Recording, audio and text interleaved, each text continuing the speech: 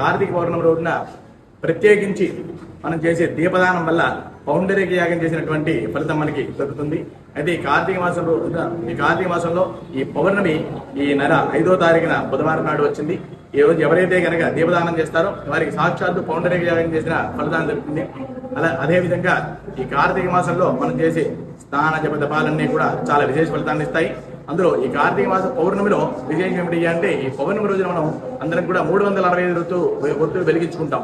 ఎవరైతే ఈ 365 ఒత్తులు వెలిగిస్తారో వారందరికీ కూడా సమస్త దోషాలు కూడా దొరుకుతాయని చెప్పి మనం కార్తీక పురాణం చెప్తుంది. అయితే ఈ దీపాన్ని వెలిగించిన తర్వాత మనం ఈ దీపాల్లో కార్తీక దామోదరుని ఆవాహన చేసుకోవాలి. ఆవాహన చేసుకున్న తర్వాత ఆ దీపాన్ని ఒక ఎత్తైన ప్రదేశంలో ఉంచి మనం ఈ కింది శ్లోకాన్ని చెప్పుకున్నట్లయితే మనకి అన్ని దోషాలు కూడా తొలగిపోతాయని చెప్పి వేదం చెప్తోంది. ఒకసారి ఈ శ్లోకాన్ని విందాం.